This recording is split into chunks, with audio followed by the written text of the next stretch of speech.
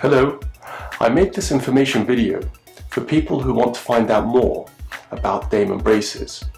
Damon braces are a relatively new kind of fixed orthodontic appliance that's bonded onto the outside surface of the teeth. From an appearance viewpoint, they look very similar to traditional braces or train tracks, but they behave quite differently, and I'll come back to this later.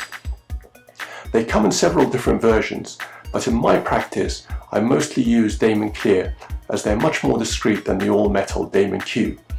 Damon Clear brackets are made of a crystalline, translucent, whitish material. They're currently available for the top front 10 teeth and the lower front 6. The remaining teeth that need to be moved are usually bonded with metal brackets. When you look at a photograph or model showing Damon Clear braces, you can see them much more than you can see them in the mouth with lips and cheeks covering them, so they're actually a lot more discreet than you would think. Damon Q brackets also have their advantages as they're smaller and smoother than traditional brackets, and so are less uncomfortable.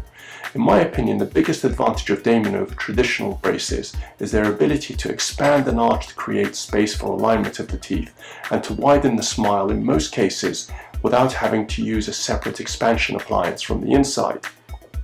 Furthermore, most cases can be treated without having to extract permanent teeth. Having said that, there are occasions when I would recommend extractions, not so much for creating space, but in order to improve facial profile in patients who have significant crowding and excessive fullness of the lower face before treatment. Because Damon braces look like traditional braces, patients often ask me what's different about them. First of all, they have a built-in clip to hold the wire in place, rather than a smaller elastic tying the wire on. Secondly, the wires used at the beginning of treatment are extremely thin and flexible.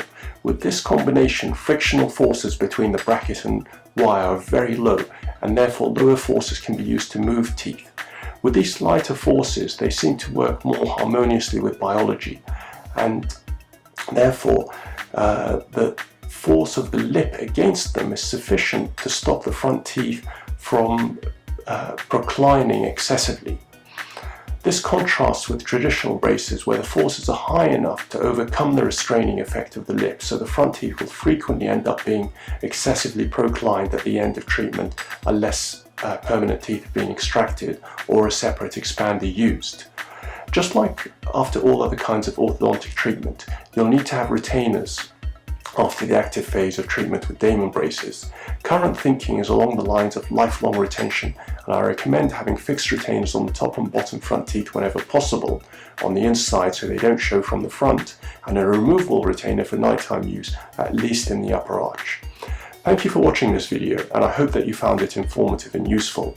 If you would like to find out more or come in for a consultation, then please do not hesitate to contact us.